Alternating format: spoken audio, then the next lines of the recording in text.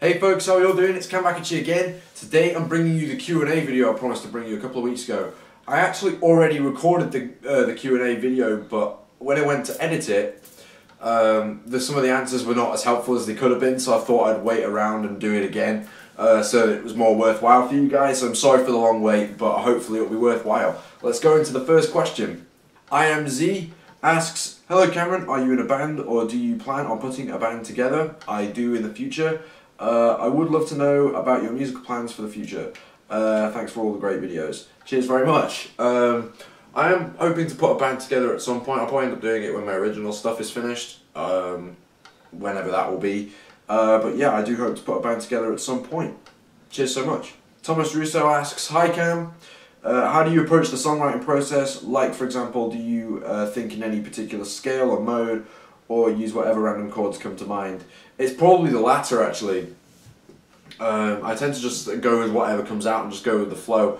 And I'm not really the sort of guy who takes directions in the way I want them to go. I normally tend to ask people around me and just go with whatever they want. But that's pretty much how I roll. I just go with the flow. That's all I tend to really do. I don't really think from a theoretical perspective because I don't know any.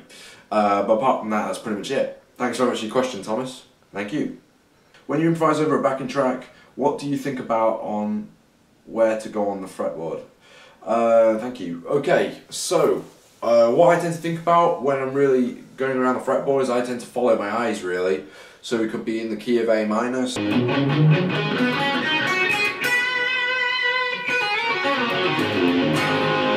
So what I tend to think about is more little motifs, you know, and maybe spreading shapes out. So it could be, instead of just sticking in the instead I'd like to maybe think about spreading ideas out. So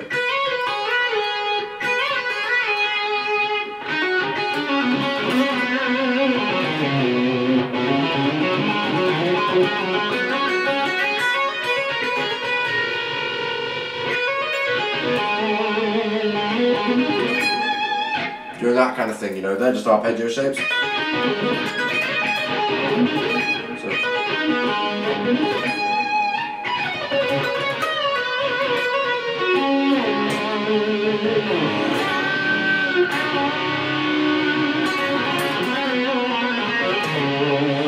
I tend to use the notes found within the pentatonic position, but I tend to focus on where they are around the neck instead of stick within the one scale shape. So it could be just be, and to make it more interesting, I'll add in some nice little embellishments like the B note.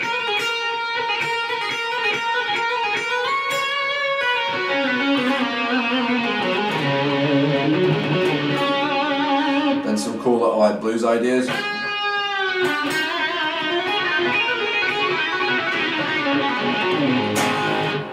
That's how I tend to operate, really, and of course keep within the confines of the rhythm.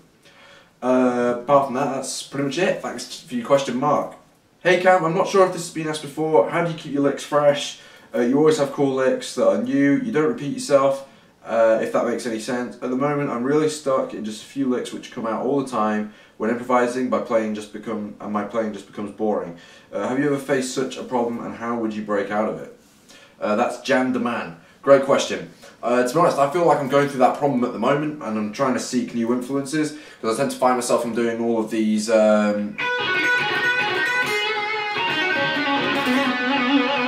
those kind of licks, and what I'm doing is I'm looking for off-the-wall influences. Like I'm going through a big Jason Becker phase at the moment, where I'm learning all these really cool riffs, like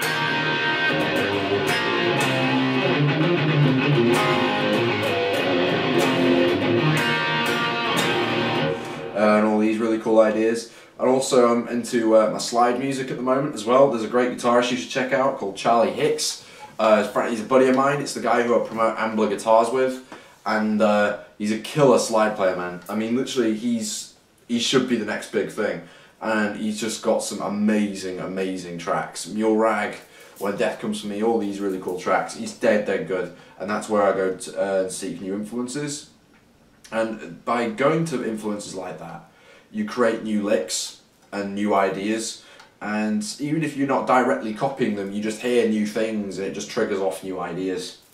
I hope that helps. There's another YouTuber as well I highly recommend you check out, which is Xander Zon. He's a bass player, full enough, and he uses some really interesting techniques, and he's like a bit of a breath of fresh air in the bass world. He plays a lot of classical renditions of things and rearranges loads of film tunes, like he's done Braveheart, Star Wars, Gladiator. He's done some awesome classical renditions on the bass. So that's how I keep my licks fresh, basically. How do you clean the unfinished maple necks, any fretboards from dirt, etc.? Do you oil and wax them? Well, they're cleaned very rarely. I like to keep a dirty fretboard, but whenever I do clean them, it's lemon oil. That's pretty much it. That's Stefan Nickel. Thanks for your question. I would ask, what other hobbies do you have besides music? Stratos Nikolaitis. Sounds Greek, man. That's a cool name.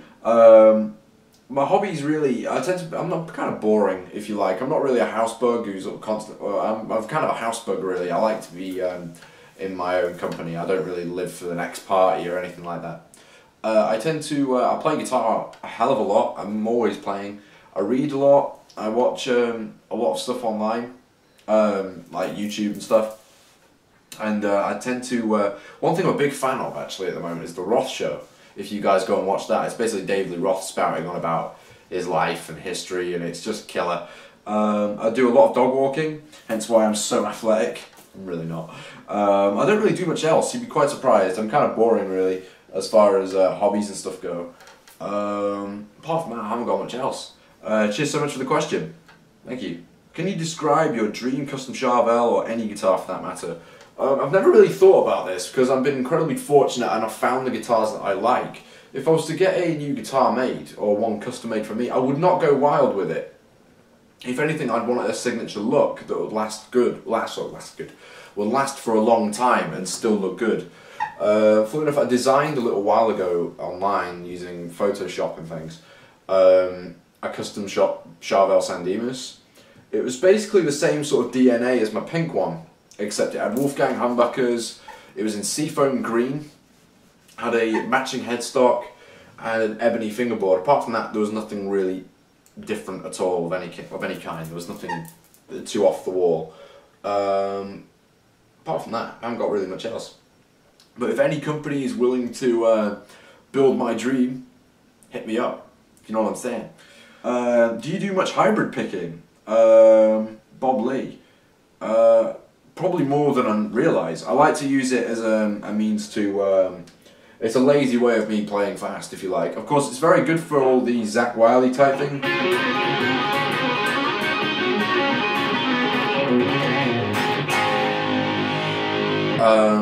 I use this kind of hybrid double idea. I don't know. I've never seen this really used. The actual hybrid picking technique I'm about to play is used a lot, but it's not really common in this pattern. I've never seen anyone else do this anyway.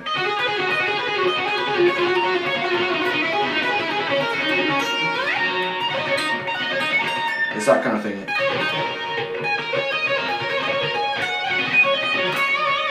And also I like to use it for these sort of Paul Gilbert-y ideas. So that's just where I tend to use hybrid picking. Where do you study to play guitar? With Max Wild. To answer that question, I'm self-taught. I don't go anywhere to study the guitar. I've had no coaching of any kind. And that's pretty much it on that one. I'm self-taught. Tim Jenkins asks, hi Cameron, have you ever built a guitar, or if you were to build one, what would you build? I have built a J.K. Lee, Steve Vai and George Lynch guitars, one like that. To be honest, I wouldn't have an electric guitar built for me. Well, sorry, if I wouldn't build an electric guitar. I'd build a resonator because of all the processes that a luthier has to go through to make one.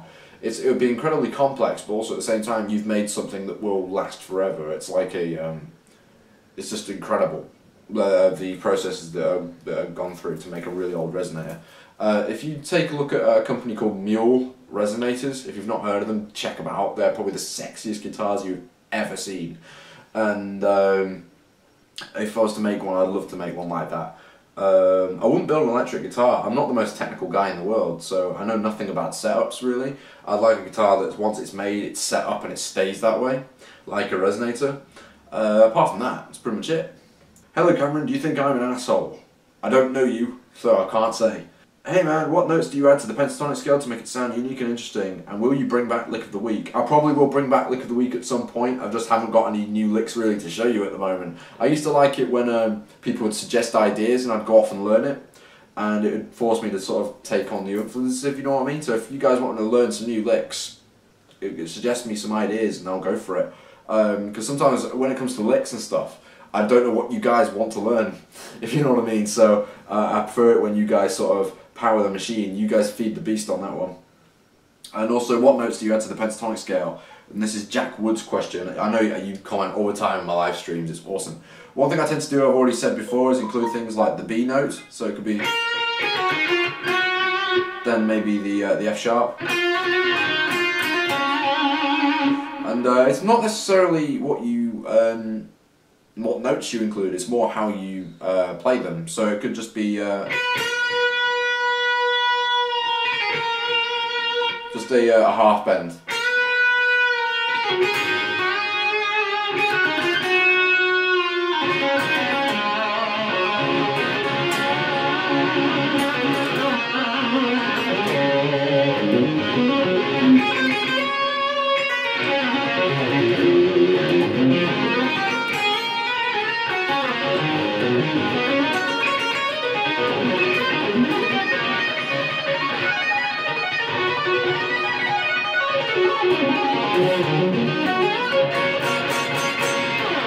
Whatever that was. But I just tend to throw in little motifs and little embellishments here and there. Apart from that, I don't really tend to add too much to pentatonic scales. They sound good the way they are. Cheers for your question. Tony Fuentes, I know you, man. Do you jam with backing tracks or drum machines? Anything in the works? I've already been working on stuff.